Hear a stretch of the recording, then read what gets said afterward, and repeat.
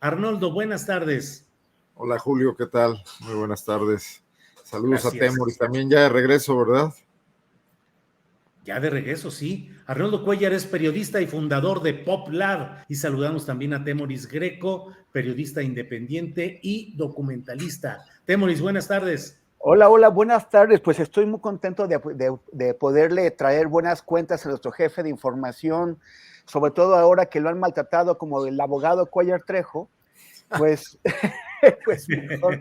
Sí, Cuellar Trejo, aquí ya salió. Sí, pero bueno, les traigo buenas cuentas con la satisfacción del deber cumplido.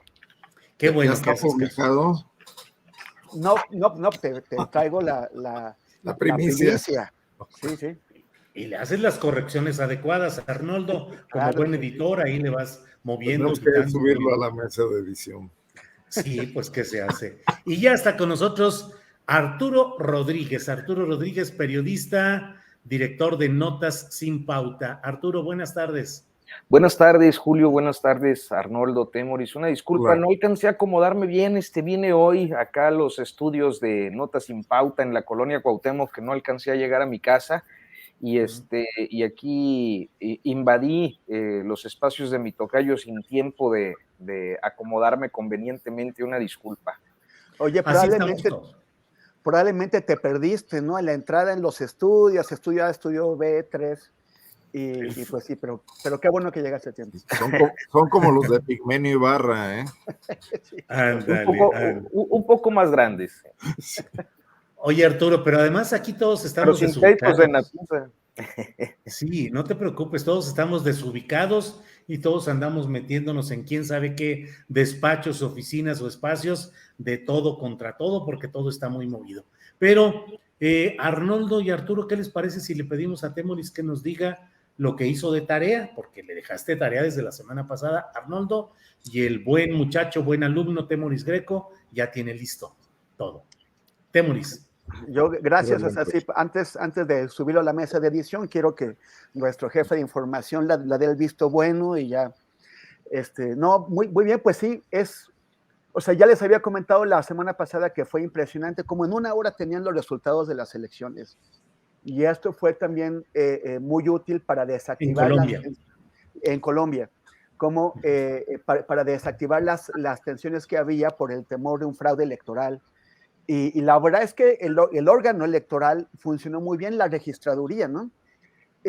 Hace poco el presidente López Obrador hizo una comparación de lo que costaba el INE, el Instituto Nacional Electoral Mexicano, con otros órganos de América Latina, y Animal Político, que tiene este servicio de fact-checking, de verificación de datos, el Sabueso, lo desmintió, pero pues, o sea, por lo general me gustan los desmentidos que hacen en el Sabueso, pero aquí no estudiaron lo suficiente el tema. Por ejemplo, hicieron la comparación de que la población de Colombia es menor que la de México, lo cual es cierto, y también que dijeron que el INE tiene el trabajo de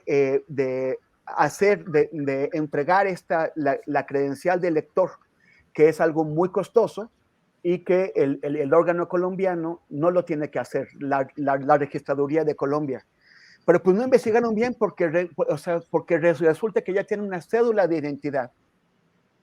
¿Quién recoge los datos, elabora las listas y emite la cédula? Pues el mismo órgano electoral, porque el órgano electoral no es nada más un órgano electoral. El órgano electoral colombiano se encarga de, o sea, la registraduría. La registradora hace las elecciones, pero también es el registro civil. También funciona como una especie de notaría del Estado. Hace el registro de hechos y actos del Estado, el registro de nacionales. O sea, tiene un montón de tareas más que las que tiene el INE mexicano. Y sin embargo, tiene presupuestos mucho menores. Hice el cálculo comparando años electorales nacionales para Colombia y federales para México.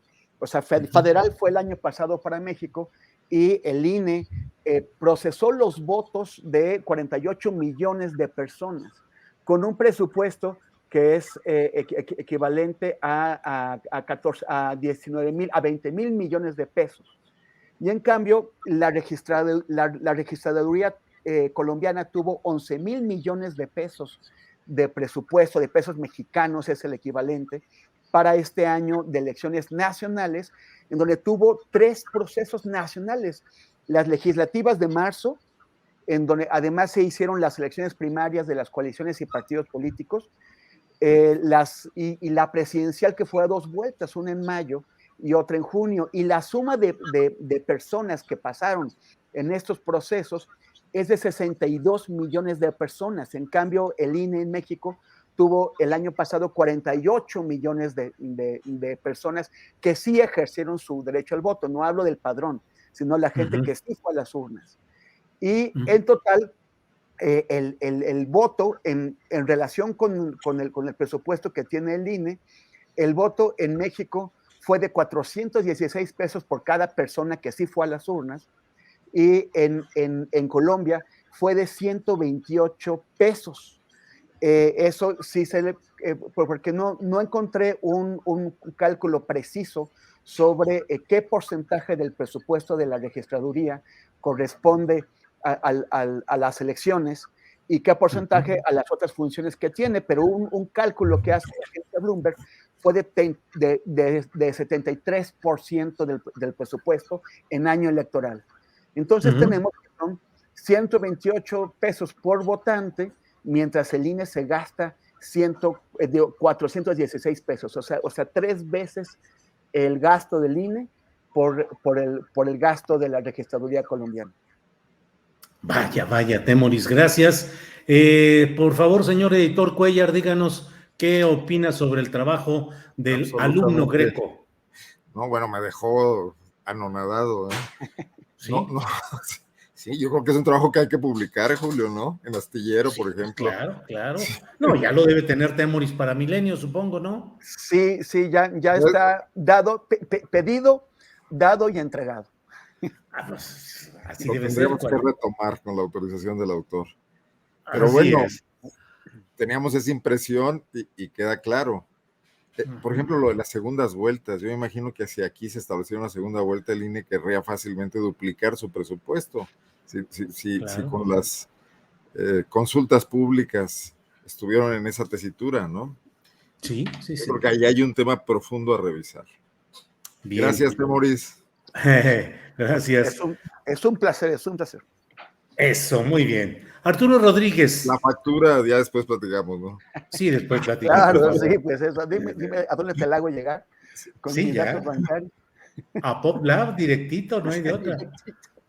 Arturo, pues ni modo, es el coahuilense, es el medio naciente, el medio que está ahora con mucha información interesante, y han tenido ni más ni menos que un platillo político de primer nivel, que ha sido el acto dominical de Morena allá en el municipio de Francisco y Madero, en Coahuila. ¿Qué nos dices, por favor, del contexto, los significados y la lucha política que se está dando en Coahuila, Arturo? Oye, los torreonenses como tú, Julio, le dicen Chávez, ¿no? Sí, claro, Chávez, así vamos era. A Chávez. Sí, vamos a Chávez, es elegido Chávez y todo eso. Claro.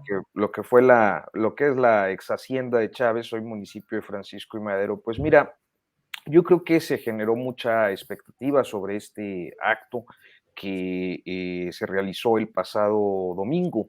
¿Qué es lo que se esperaba? Pues bueno, principalmente era la concentración masiva, similar a como ocurrió en el Estado de México, en este desfile y promoción ciertamente desbordado de los aspirantes a la sucesión del 2024, que han sido pues ya conocidos ampliamente como las corcholatas.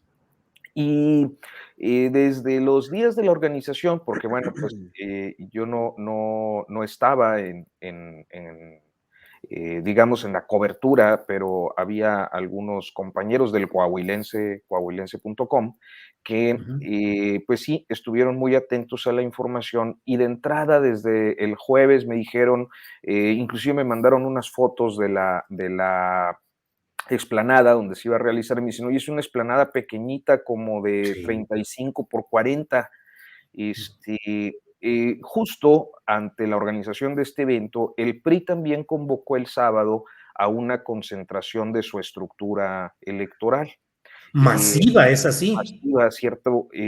Hay cálculos que van de los 16,000 a los 30,000 asistentes, mientras que pues el de Morena fue de unos 5,000 asistentes. No estuvo Ebrard porque, bueno, pues seguía con COVID, seguía dando positivo, mientras que el episodio creo que más representativo pues fue la asistencia, y además una asistencia muy favorable para Ricardo Monreal, porque, pues como se recordará, Monreal había venido peleando con Mario Delgado, que no había invitado a Toluca como corcholata. Creo que no le gusta que digan corcholata, pero bueno, la idea era esa, que no lo habían invitado como aspirante a la candidatura presidencial a Toluca.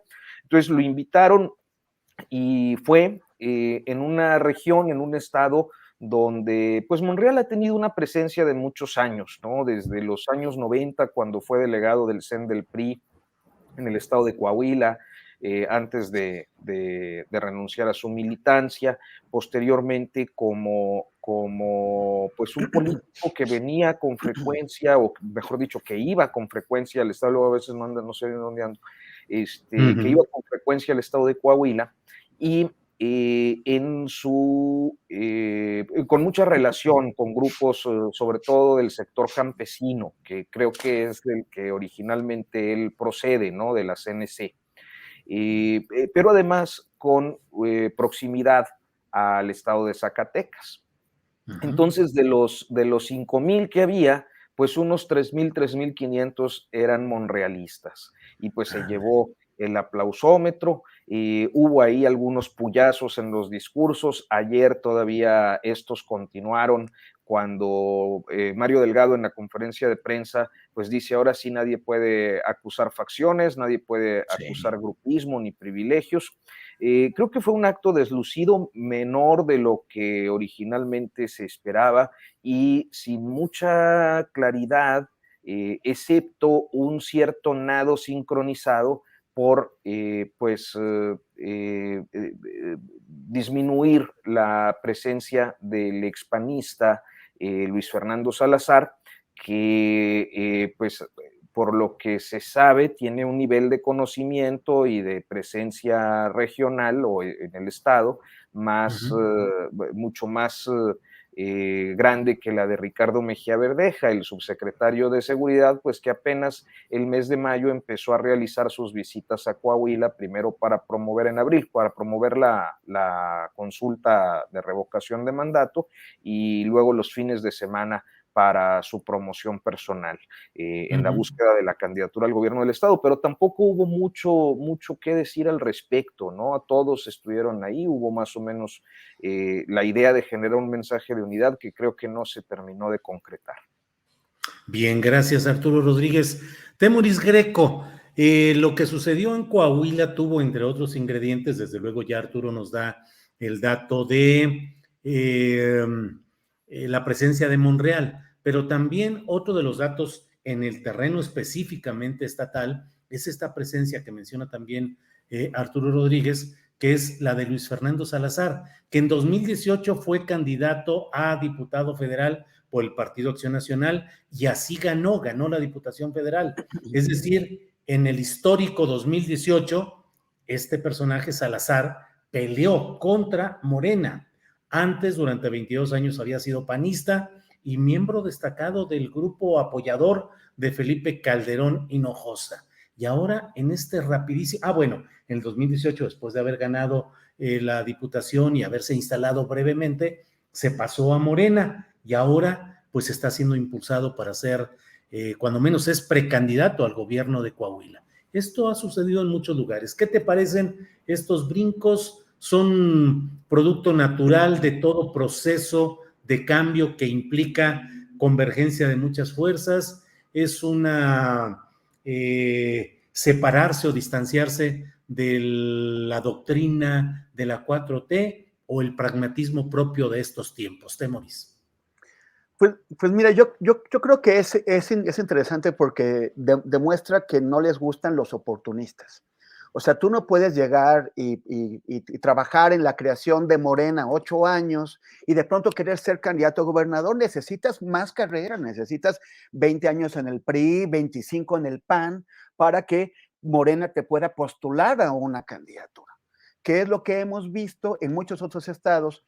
Ya ayer en tu columna hiciste una disección de los 4 aspirantes a la candidatura morenista a gobernador de Coahuila, y pues bueno, no es para que las militancias morenistas, para que la gente que se fregó trabajando en la construcción de Morena en los años duros, cuando no había puestos que repartir, pues para que no es para que se queden contentos.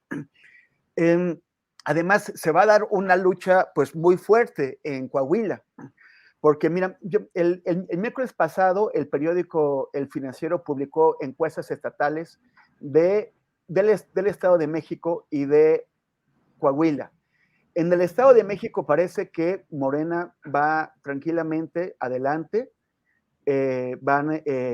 tienen varios puntos de ventaja sobre los partidos de la oposición de manera individual, y también sobre los sobre estos juntos. Y también hicieron careos entre los probables candidatos que va a haber. O sea, si van juntos, si logran ir juntos PRI, PAN y PRD, en este momento Morena estaría ganando con 46% de Morena Verde y PT contra el 38% de PAN, PRI y PRD. Solamente si Movimiento Ciudadano se sumara, lo cual es improbable, pues van a llegar, estarían en una equivalencia de 46-46. Si es que además se pudieran trasladar, si la gente que votaría por Movimiento Ciudadano como independiente también quisiera votar por Movimiento Ciudadano como alianza, lo cual es improbable.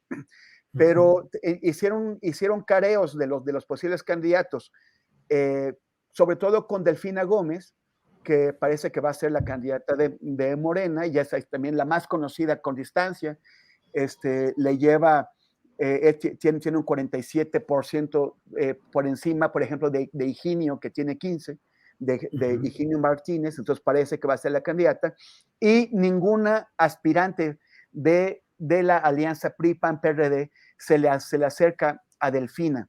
Además, ahí la cuestión va a ser si el PRI va a lograr imponer una candidatura o si el PAN, que es el partido fuerte en el contexto del Estado de México, perdón, el PRI es el partido que tiene más influencia, pero a nivel nacional el PAN es el partido más fuerte, es el partido fuerte de la alianza, y los panistas quieren esa candidatura para ellos. Entonces el PRI va a tener dificultades para obtener la candidatura y manteniendo la alianza, y al mismo tiempo para poderle ganar a la candidata de Morena. En el caso de Coahuila, de acuerdo con esta encuesta, es donde hay mucha mayor cercanía. O sea, hay una ligera ventaja del Morena sobre la coalición, es 46-44, lo cual entra en la condición de empate estadístico. O sea, realmente no hay una ventaja real ahí. Y es donde el PRI tiene que apostar. Ahí sí la candidatura será muy probablemente suya, pero además, si no logran ganar el Estado de México y pierden Coahuila, se van a quedar como un PRI de un solo estado, que será Durango, que es el que, gracias a que negociaron bien con el PAN, pudieron tener la candidatura en este año, que pasó entonces del PAN al PRI. Si no se quedan con Coahuila, van a ser el Partido Revolucionario Duranguense o Duranguense Institucional. Entonces Pasito creo que duranguense. El pasito duranguense institucional. Entonces sí tendrán que pelearlo muy duro, y es una cuestión de sobrevivencia para ese partido y para los cacicazgos, que son dos moreiristas en Coahuila. Sí. Muy bien, Temoris, gracias. Arnoldo Cuellar, ¿cómo ganarle a un partido como el PRI, que históricamente ha ganado todas las elecciones en Coahuila, que acaba de ganar 16 de 16 diputaciones locales de mayoría y las demás fueron asignadas por representación proporcional, pero que ganó. Digo, si digo algo, Arturo Rodríguez equivocado, ahí rápidamente, por favor, le metes el cuchillo, pero ganó 16 de 16 diputaciones locales y la mayoría de los municipios importantes en los cuales se gobierna, dicen ellos, al 80% de la población. Y sin embargo, ahí están los pleitos internos, efectivamente, como dice Temoris, de los grupos, el cacicazgo de los Moreira, peleados Humberto contra Rubén, Riquelme, que es el gobernador actual, creo yo que el más ríspido en su relación con Palacio Nacional. ¿Qué futuro le ves ahí electoralmente en Coahuila, Arnoldo? Pues a mí me queda muy clara la idea de postular a este panista independiente a Salazar, independientemente de su historial, que yo no conozco mucho y que ahí me atendré a las correcciones y la información siempre enciclopédica de Arturo, ¿no? Pero estaba viendo la elección de 2017, donde el PAN peleó muy de cerca, creo que quedó 2 puntos abajo en la elección Anaya frente a Riquelme, y muy lejos Guadiana, en un 11%.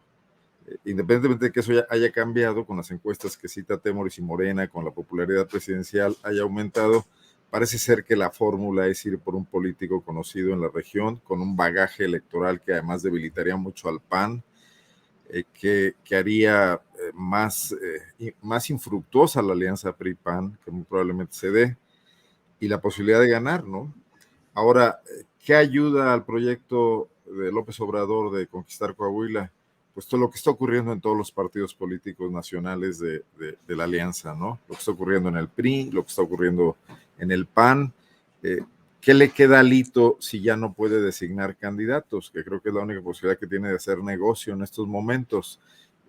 Si se queda en el PRI, como todo parece indicar, contra viento y marea, pero se queda para no poder tomar una decisión en las dos únicas confrontaciones importantes que tiene el año que entra, pues también es irrelevante. Y yo creo que esa situación va a ser aprovechada por los dos gobernadores para pactar con otros grupos políticos, con los del Estado de México, no sé, quizás para sacarle jugo a la división de los Moreira en el caso de Riquelme y lograr salir adelante con sus candidatos, dejando fuera al CEN del PRI, lo que también vendría a restarle apoyos, que no los necesitan, porque la tesorería de Coahuila probablemente va a estar al servicio de este proyecto político de continuidad, ¿no?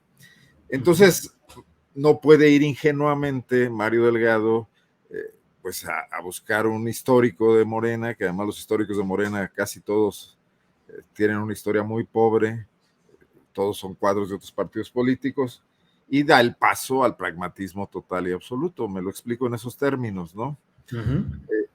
Ahora bien, me parece muy interesante esta situación de estar jugando al mismo tiempo la campaña del 24 y las del 23 en estos dos encuentros de corcholatas del Estado de México y de Coahuila. Me parece un juego interesante en términos tácticos. Quizás no transforman nada en la política mexicana, pero se muestran audaces y arrinconan aún más a la descolorida alianza que sigue, como digo, lidiando con todos sus problemas internos, intestinos en cada uno de los partidos, mientras ellos caminan.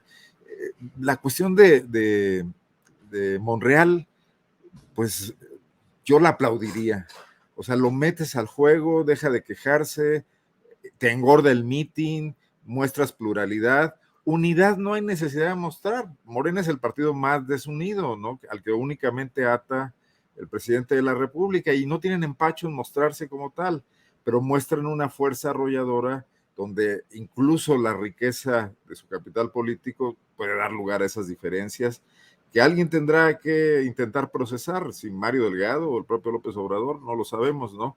Pero de cualquier manera está en este momento de su lado pues la fuerza, ¿no? Diríamos en términos de la Guerra de las Galaxias, porque del otro lado no parece haber mucho, ¿no? Gracias, Arnoldo. Arturo Rodríguez, disculpa que abusemos de tu condición coahuilense y además de la inmersión que tienes extra por allá con este nuevo medio que invitamos. El control político y periodístico que ejerce, ¿eh? Ándale, Yo creo que va a poner hasta candidatos. Ándale, Arturo, ahora sí ya te sacaron a balcón, Arturo. Pero por el PUB.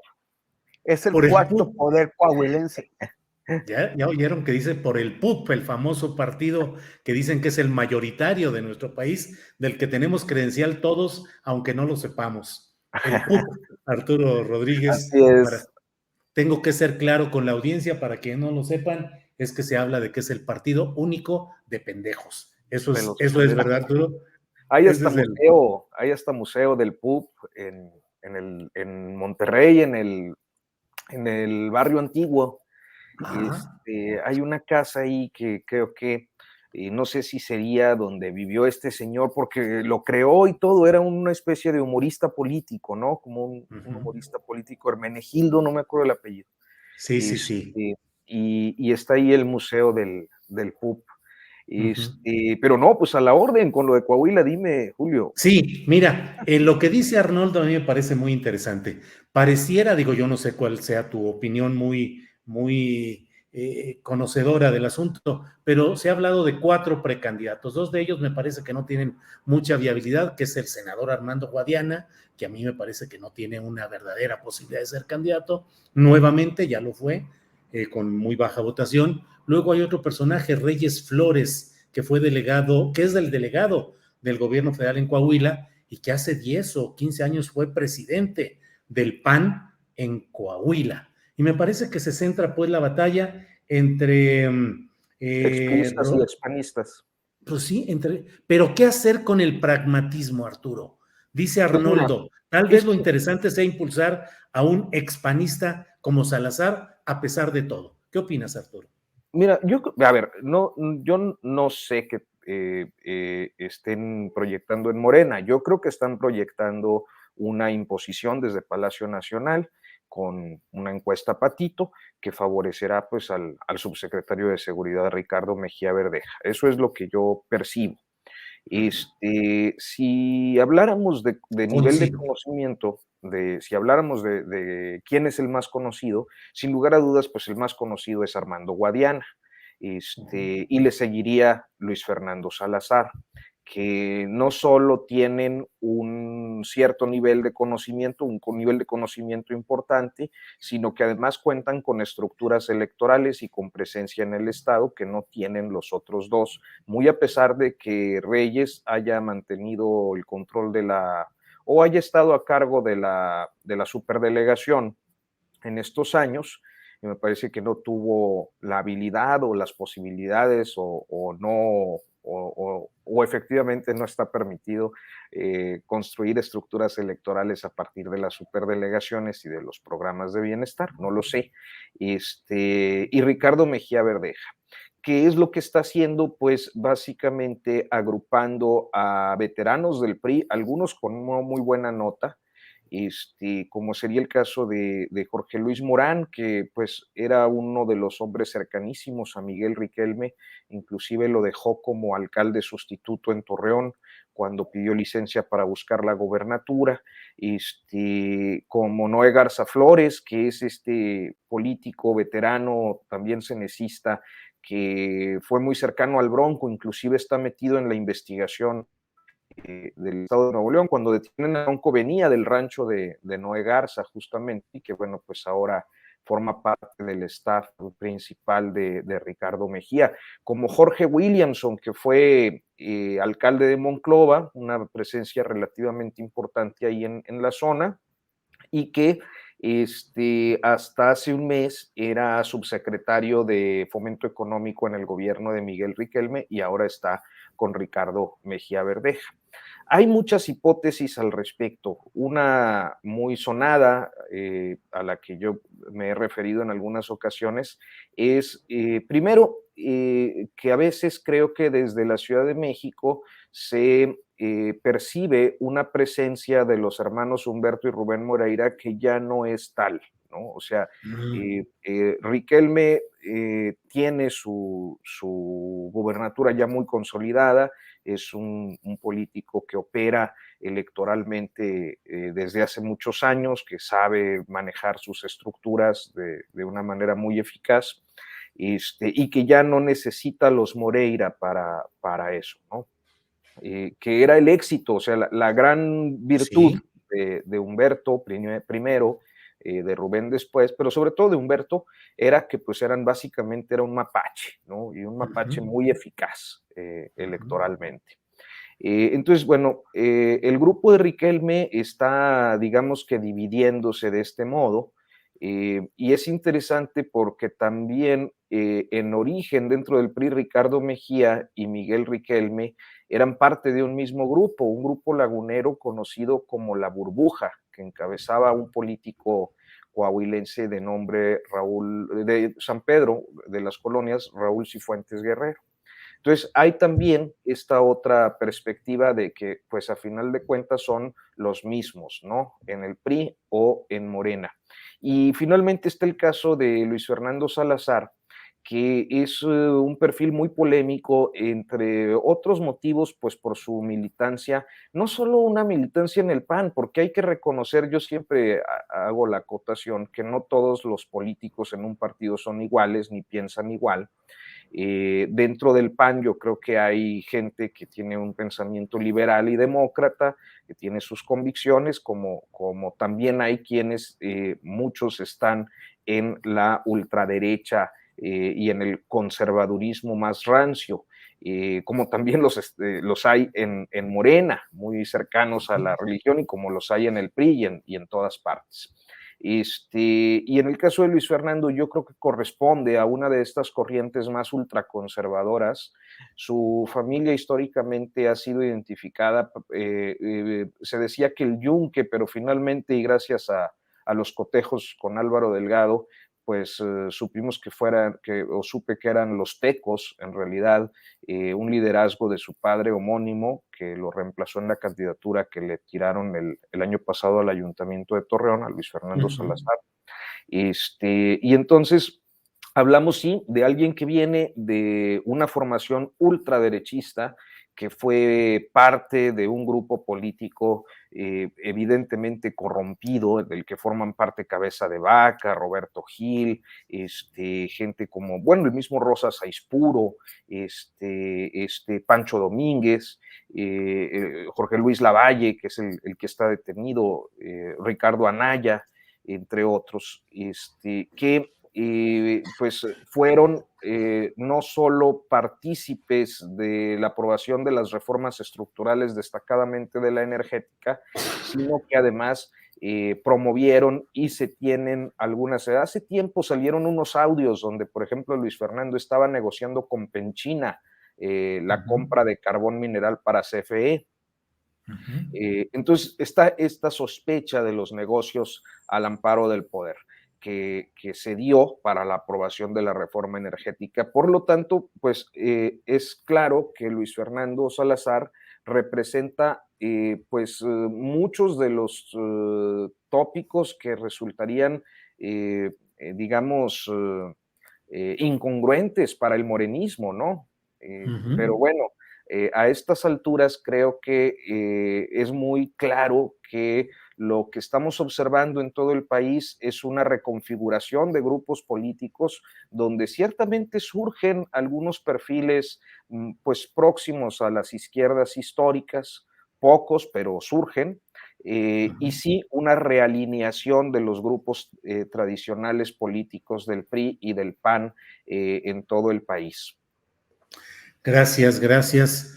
Pues Arnoldo y Temoris, digo, cátedra sobre Coahuila ya tuvimos, así es que no se quejen, por favor, ya estamos bien enterados de todo esto. Con lujo Temoris, con lujo de detalle. Con lujo de detalles, así es, para que no haya pierde. Temoris, girando un poquito el periscopio, girando la mira, puesto que ha pasado en estas horas recientes la tragedia de los migrantes, este tráiler en San Antonio, Texas. ¿Qué pensar? Y te pido, por favor, que nos ayudes con tu comentario. ¿Qué pensar cuando se escandaliza la opinión pública por un hecho concreto muy lamentable, muy deplorable, pero en el fondo es parte del esquema de este sistema no reconocido, pero vigente, del tráfico de personas y de todo lo que sucede cotidianamente desde el sur de Centroamérica hacia Estados Unidos y también de nuestros paisanos mexicanos hacia Estados Unidos. ¿Qué opinas, Temoris? Bueno, primero yo propondría a la mesa que cuando tratemos temas de Coahuila y de la región, pues permitamos que el cuarto poder coahuilense hable primero para ilustrarnos y ya sobre eso. Ya no cometer errores nosotros. Exacto. Empieza uno como aficionado a hablar del tema y luego queda y luego pom. Sí, pom, sí. Así, todos los días aprendemos algo. Aprendemos esto y a la próxima que hablemos del tema, Arturo que inicie. De acuerdo. Guanajuato, entonces nomás dejamos a Arnoldo. Sí, así es. No, porque claro. Temoris tiene parientes aquí. Y es muy amigo del superdelegado, ya me enteré. Ay, joder. Ya te sacaron de Mauricio Hernández. Sí, claro que sí. Con que no sea amigo del fiscal, hombre. Solo que desde que entró en funciones no lo he visto, pero sí él podría. Te mandó saludos cordiales. Cuando terminan los cargos políticos, recupera uno sus amigos. A veces. Sí. A veces ya. Sí, pero mira, él podría ser clave en mi aspiración a ser candidato a gobernador de Guanajuato por Yusanguis, por mi bisabuelo, tatarabuelo que fue. Citas a Porfirio Muñoz Ledo y acto seguido presentas tu solicitud. Así es, sí. Claro. Bueno, es muy grave el tema, pero finalmente es una de las consecuencias de una situación que ya sabemos y que tiene pues múltiples hipocresías, ¿no? Todo el tiempo se habla de que cuando se detiene a migrantes, se dice, liberaron a 200 migrantes de no sé. Sí, los liberan de los tratantes que los están llevando, de los traficantes de personas, pero básicamente están destruyendo su esfuerzo, sus sueños, la inversión del poquito dinero que tenían, la mayor apuesta de sus vidas. Cuando alguien que está en Honduras o que está en algún lugar de Oaxaca o de Michoacán deja todo lo que tiene para escapar de la violencia, de la miseria, de las tragedias naturales, lo deja todo para tratar de ir a Estados Unidos a tener una mejor vida. Esa es la gran apuesta de sus vidas, y quienes dicen liberamos a tantos migrantes en realidad están hablando de cómo destruyeron esta gran apuesta de sus vidas. Decía Andrés Manuel algo que es cierto. En Estados Unidos tienen una crisis laboral. Tienen una crisis laboral porque tras la pandemia la economía está generando demasiados empleos y no hay suficientes trabajadores para llenarlos. El número del mes pasado, de mayo, de desempleo, fue de 3.6%. Parece que 3.6% es 3.6% de personas sin chamba, pero en realidad lo que ese 3.6% significa es el colchón que utiliza el capitalismo de personas que en un momento dado no tienen empleo para poder ubicarse en un lugar o en otro. Es gente que en este momento no tiene empleo, pero que en realidad no le está sirviendo a la economía de Estados Unidos para poder hacer un reemplazo dinámico de las personas. Estos informes recientes que se han dado sobre el empleo en Estados Unidos indican que las personas están dejando sus empleos para conseguir un empleo mejor pagado. Hemos hablado de cuánto se discute en México, cuánto es el salario mínimo en Estados Unidos y qué tan diferente es con el mexicano, pero en realidad el salario mínimo allá solamente es una referencia que a veces se usa pues para los migrantes que no tienen documentos o que incluso cobran algo menos que eso. Pero el salario promedio por hora en el mes de mayo en Estados Unidos por hora fue de $32, o sea, unos 600 pesos. Si lo pones en 8 horas, pues son 4,800 pesos por una jornada de ese tamaño.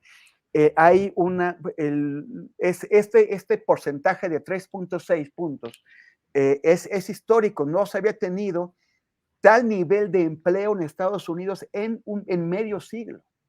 Y no están logrando, los empleadores no están logrando cubrir todos los puestos que necesitan. Si el presidente López Obrador está muy en lo cierto cuando él dice se tienen que generar condiciones para que la gente no se vea en la obligación de dejar sus hogares para irse a otro país. Pero también es correcto que existe una demanda objetiva de empleos que no están llenando. Y esos países, o sea, los países de Centroamérica, México y Estados Unidos, deberían poder ponerse de acuerdo para generar un plan que permita el traslado de la mano de obra que necesita esa economía, un traslado ordenado, un traslado en donde no entren estas mafias, estos traficantes. Lo que está, estas tragedias es el producto de que esos países no se ponen de acuerdo y de que impera un sistema de represión de la migración. Los traficantes tienen esta posibilidad de actuar y de encerrar a decenas de personas en un tráiler que después abandonan porque existe esta represión. Estas tragedias son el resultado directo de las políticas represivas que aplican todos estos gobiernos, incluidos de México, como consecuencia de las decisiones tomadas en Washington, tomadas que no están de acuerdo, que no están tomando en cuenta ni siquiera las propias necesidades de mano de obra de la economía de Estados Unidos.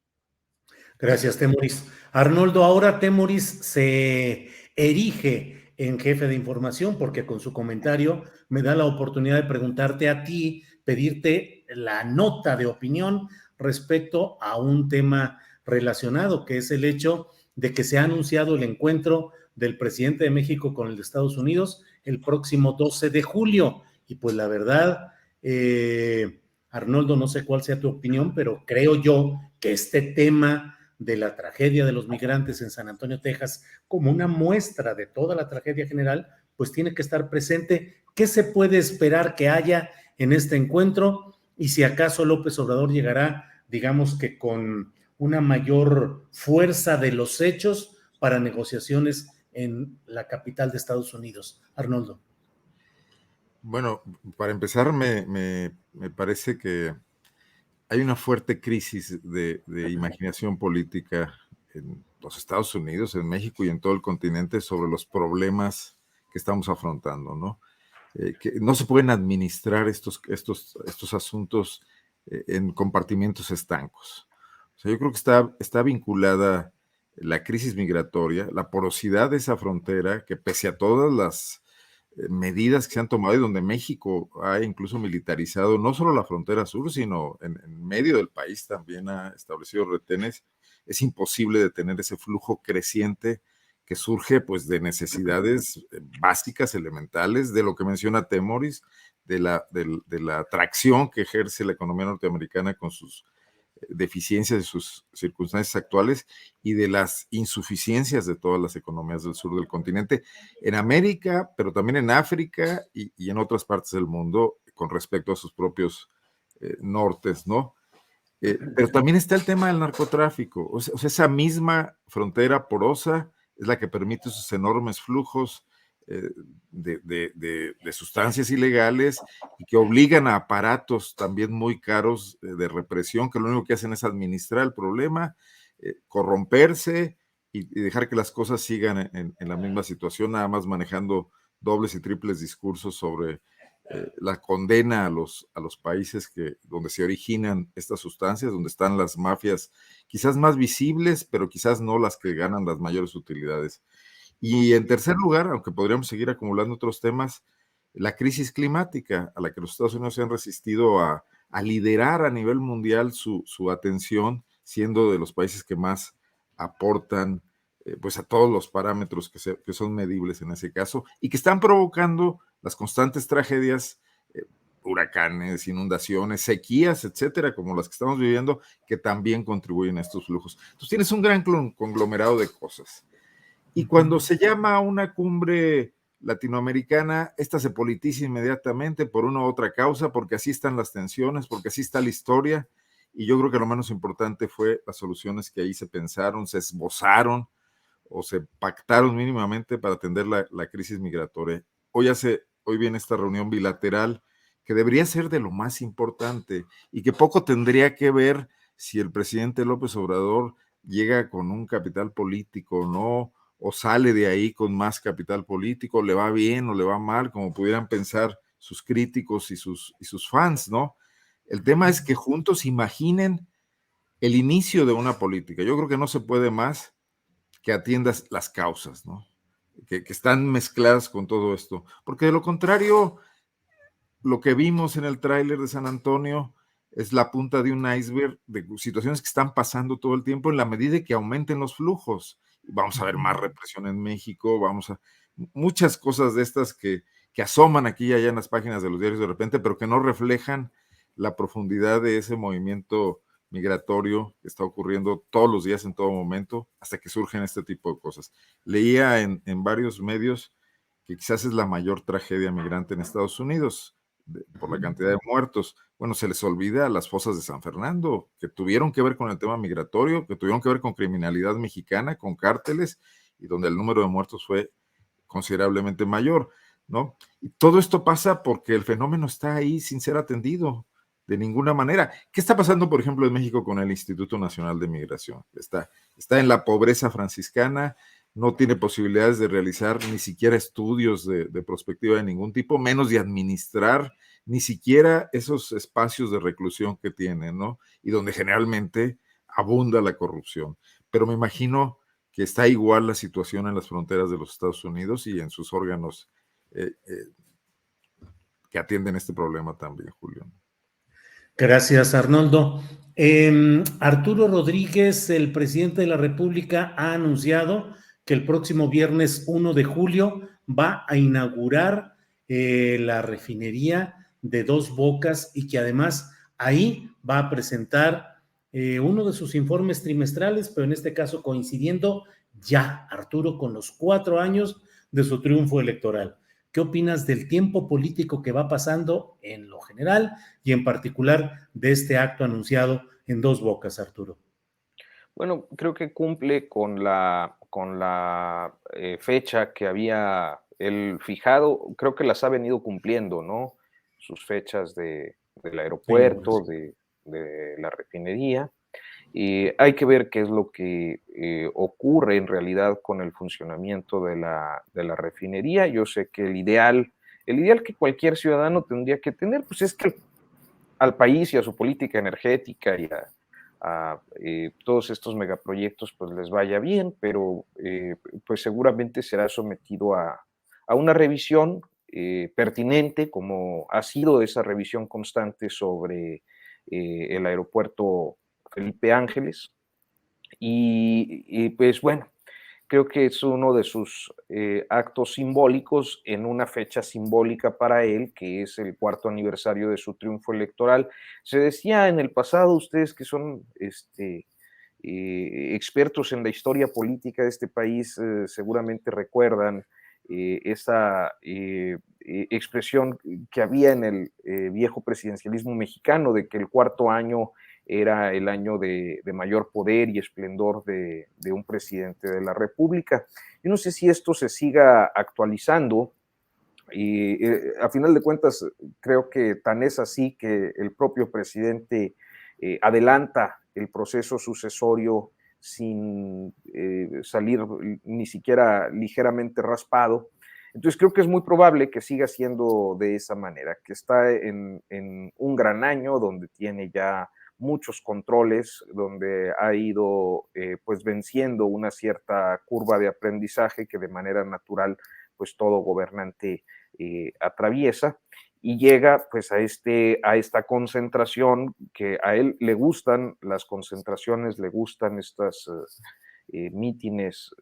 Creo que si hay un espacio donde a él se le ve cómodo es en eso, ahí, para celebrar su 4º año de gobierno.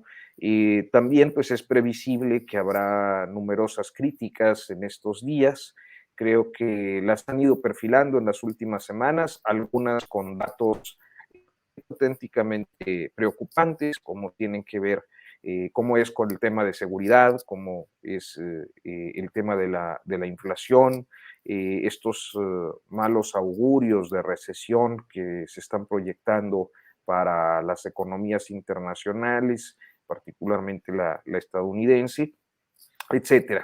Entonces, bueno, pues será como parte de este mismo esquema de polarización, de confrontación que estaremos observando. Y yo solo añadiría, no me lo preguntaste, pero yo sí quería hacer el comentario respecto al tema migratorio. A mí me impactó, me impresionó mucho el fin de semana ver las imágenes de Melilla. Claro. Esto de la barda con 37 migrantes, me parece, Sí. del África subsahariana, pues regados ahí como testimonio de una tragedia humanitaria tremenda. Sé que no es la primera, sé que con frecuencia nos hemos observado ahogamientos, todo tipo de situaciones similares. Pero me llamó mucho la atención y quiero concluir muy rápido con dos comentarios.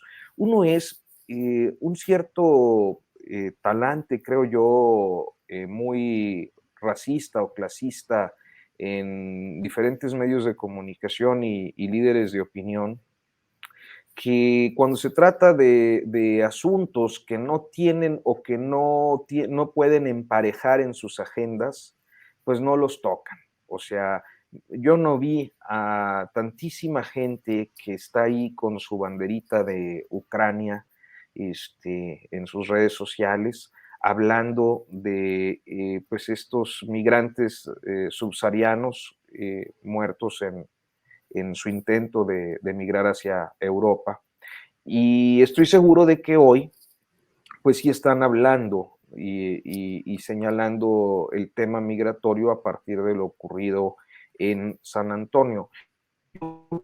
Ese sería un primer factor, una política editorial más o menos generalizada que se adapta a las necesidades políticas regionales que pueden expresar pues lo que sirve para la problematización o la polémica o la polarización dentro del país. Y lo otro es que me parece que a estas alturas es ya indispensable que empecemos a ver las políticas migratorias en el mundo, sí en México como parte de, sí en Estados Unidos, sí en España y en otros países europeos, pero me parece que ya como un proceso protogenocida que está costando demasiadas vidas humanas, en ocasiones pues son espantables, son tremendas, lamentables las imágenes como las que hemos visto en días recientes, las noticias que nos llegan. 50 personas es una enormidad, pero todos los días ciertamente hay un éxodo migratorio muriendo que está muriendo precisamente por, bueno, una condición de desigualdad en origen y una imposibilidad o una serie de limitaciones para poder ejercer su derecho humano a migrar. Gracias, Arturo. Bueno, pues son las 2 de la tarde con 58 minutos, así es que nos queda espacio para un postrecito breve. Por favor, Temoris Greco, lo que quieras agregar. Bueno, pues sobre este informe en donde el presidente va a hablar sobre el tema de la seguridad, y también a la luz de su respuesta, la que les dio a los jesuitas tras el asesinato en Cerocahui de 2 jesuitas y de un guía de turistas, en donde ellos les dijeron que la política de los abrazos ya no les alcanzaba y el presidente les respondió que el Papa Francisco lo entendía mejor y que lo que estaban pidiendo era el regreso a los balazos. Los hechos son que en mayo llegamos a 121,000 homicidios dolosos en el sexenio, en 3 años y medio.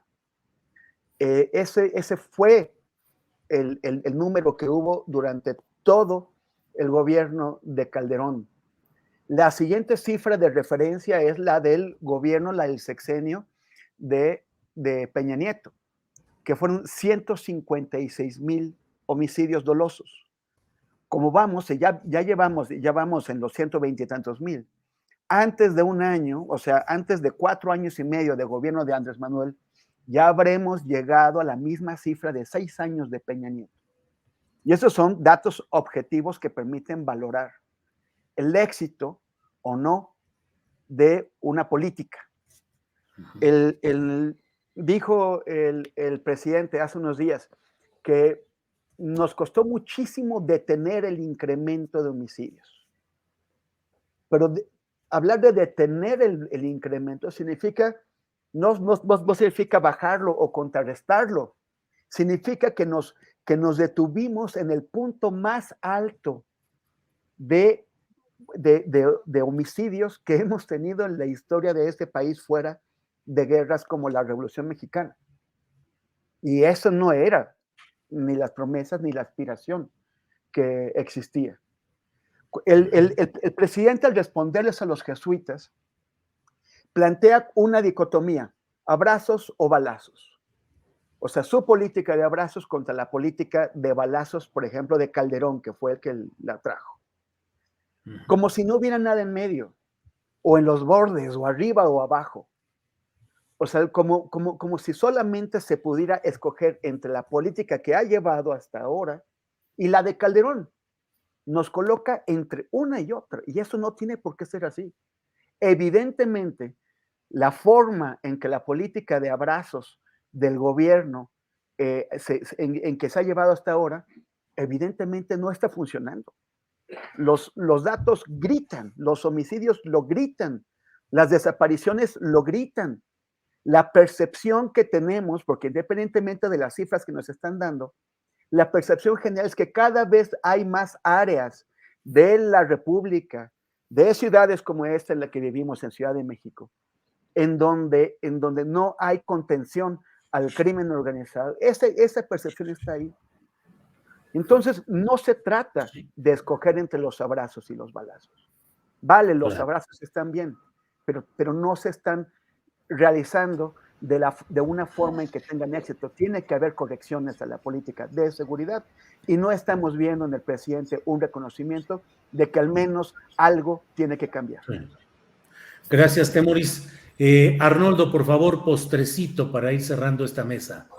En el mismo sentido y para aprovechar la reflexión de Temoris, yo creo que ya este presidente no va a alcanzar a hacer eso, porque está con una agenda muy clara, muy obsesionado, su papel en la historia, las megaobras que están ahí por terminar a la mitad y que están envueltas en polémicas y donde está echando todo su resto político, y la sucesión.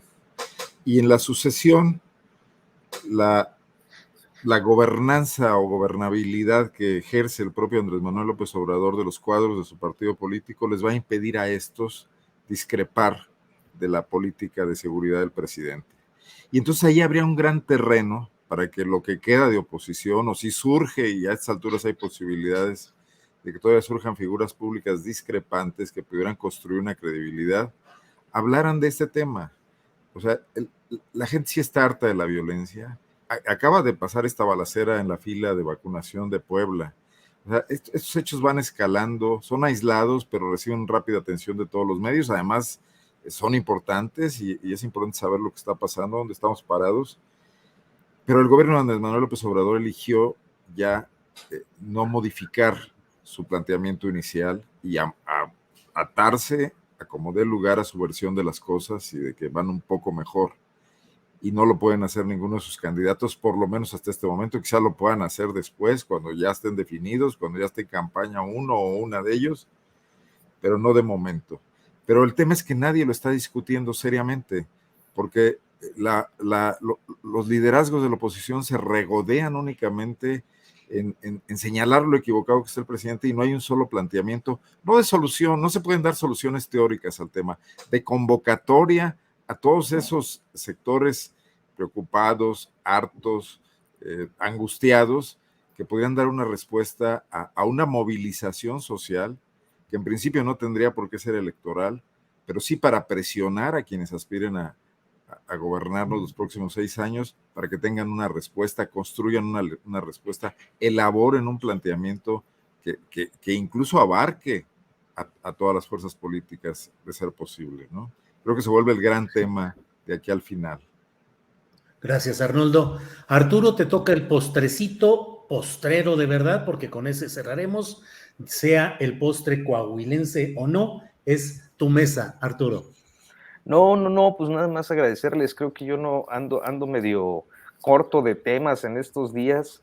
O sea, como hemos tocado además los más relevantes o los que más me han atrapado en esta semana. Elegir candidatos en Coahuila quita tiempo. Sí, imagínate.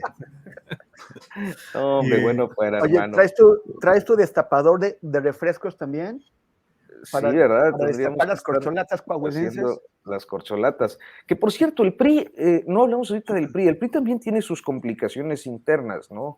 En el estado de Coahuila, es decir, el gobernador Riquelme y el grupo dominante han estado impulsando la candidatura de Manolo Jiménez, que es el exalcalde de Saltillo, pero hay un exalcalde de Saltillo también, actual diputado federal, Jericó Abramo Mazo, que también está aspirando y no se quiere bajar de la exigencia de una interna con piso parejo al estilo Monreal, y está el alcalde de Torreón, Román Alberto Cepeda, que pues a final de cuentas también ha sido muy votado, con una votación histórica ahí en Torreón el año pasado, así que pues también tienen sus propios riesgos de fractura, ¿no?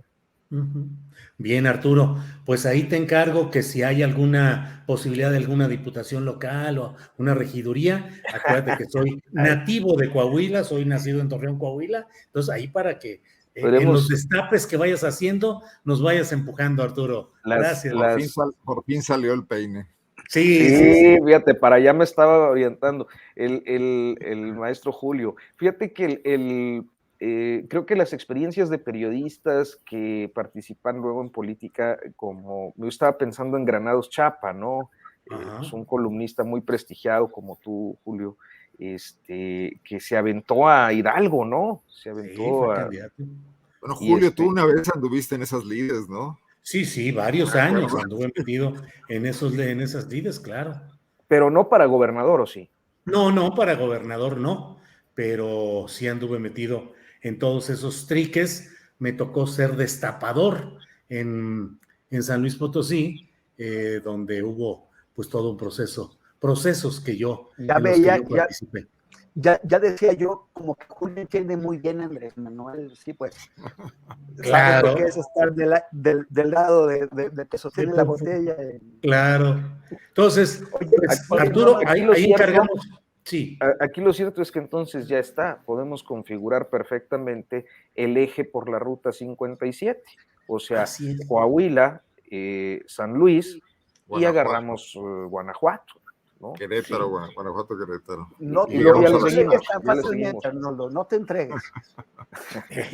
Ruta 57 periodístico-política. Muy bien, pues muchas gracias a los tres. Temoris, gracias, buenas tardes. Muchas gracias, Julio, Arturo y al jefe de Información Cuellar. Un abrazo. Sale, Arnoldo. Pero no cuello, ¿eh?